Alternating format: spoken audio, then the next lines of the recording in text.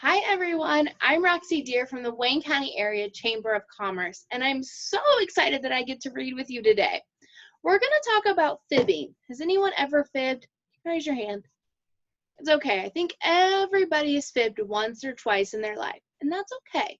But today we're going to talk about consequences about fibbing, and we're going to hear from Edward Fudwupper, Fibbed Big, explained by Fanny Fudwupper, his sister, with Berkeley Breast helping slightly. Berkeley wrote the book, and we're really excited to read this out loud today. You ready? From a long line of liars, there's none higher upper than my fibbing big brother, the Edward Fudwupper. There he is now. I know just what he's doing. He's thinking of who could be next for some fooling. Edward's been cooking up fibs full of fooey. He'll serve them up sweet, all gooey with hooey. There's Edward. He's thinking up some fibs, isn't he? Last week he fibbed big and told Mabel Dill, I've read you were voted Queen of Brazil. They want you to come. Bikinis, bring 10. I think Mabel went. No one's seen her since then. Yes, he thought them all up long and he thought them up tall. But did he think much of me? No, not much. Not at all. Like the time he fibbed big and told Ben and Dinky that I'd been born by a poodle named Stinky. That wasn't so nice, but that fib I'd forgive if only he liked me or noticed I lived. Early this morning, he did it again. He whacked a baseball and things smashed in the den. Dad rushed over and found Mom's cracked pig. Then Edward Fudwupper fibbed way, way too big. Uh-oh. It's all truly, clearly, quite simple, you know.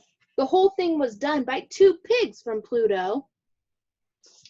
They were cruising by Earth looking down from above when they spotted Mom's pig and fell deeply in love.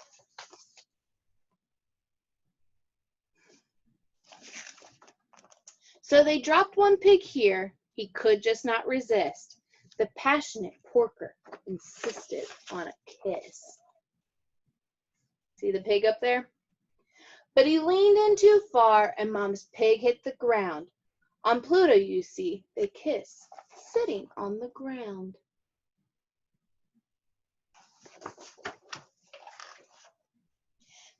Then he left broken-hearted, upset and unseen, and his ship picked him up with a pig-lifting beam. And that's all, that's the truth, said Ed the fib slinger. In a whole of fib history, a whopping humdinger. Then a yelp and a howl and a scream from nearby. Lorna May Loon had been listening outside. Mabel Dill, she cried loudly, has been missing for days. She must have been grabbed by those pig-lifting rays. She got to a phone and screamed loud and shrill, Space monster piggies have nabbed Mabel Dill. They're coming for me and they're coming for you. Send the Army and Air Force and dog catcher too. She's on the phone. She's calling for help. And that's just what they did. They came for space pigs. With planes and with tanks and with loud whirly gigs. Oh, it was dreadful. A real world stopper. All from Edward Fudwupper's Fat Whopper.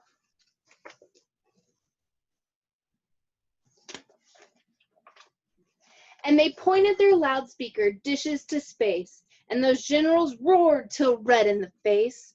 Now listen out there. We'll shoot, yes we will. Come back here at once and bring Mabel Dill. Edward watched all of this for quite a long time, but people were staring at something behind. Oh, rats, Edward thought. How much more could there be? A face filled the sky from the hills to the sea. It did not look happy, nor pleasant, nor soft. In fact, that big thing looked somewhat ticked off. It was purple and green with an eye on its snoot. It opened its mouth roaring. Who started this hoot? I'll live quite close by, just 2 galaxies down, and I just cannot sleep with this fuss and this sound. I know nothing of pigs nor a lost Mabel Dill, so someone's been fibbing with slippery skill. Who is this gnat? Point out where he's at. Show him to me, and I'll swat him down flat.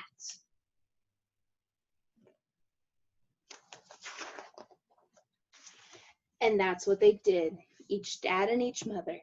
They pointed right up to my shaking big brother.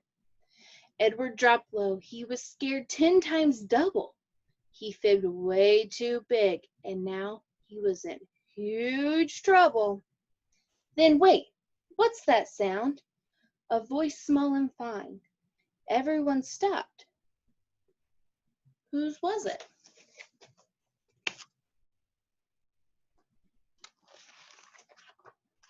It was mine. Oh, please, I called out. It's my fault, don't you see? I broke the blue pig. Edward's fib was for me.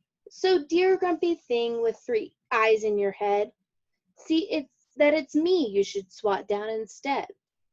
What could I do? Edward's face a big mess. I told a fat fib. Yeah, I had learned from the best.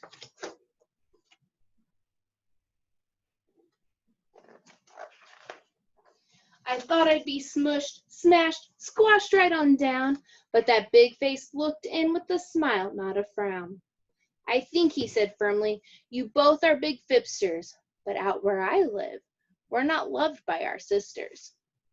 Mine, by the way, I have left all alone, and now I'll go back to her sleeping at home. He looked at me odd, kind of sad, kind of blue. It sure would be nice to have one like you. Then he turned round his ship, back home he drove her, and I turned to find Edward looking me over. He said not a thing as we walked back to Dad, where he looked up and confessed, I've been bad.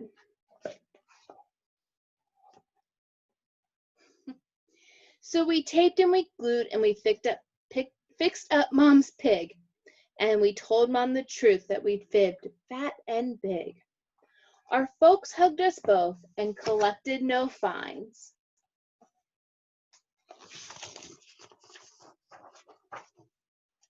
But we set in time out to pay for our crimes. Then Ed looked at me with a smile that was new and said, it is nice to have one like you. 2 former fibsters, that Edward and me, but brother and sister we finally be.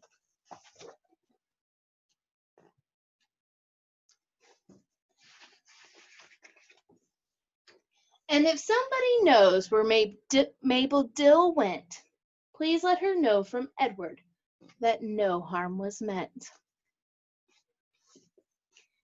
Thank you, everyone, for jumping on and reading this book with me today. I hope you learned a little bit, and I'll see you later.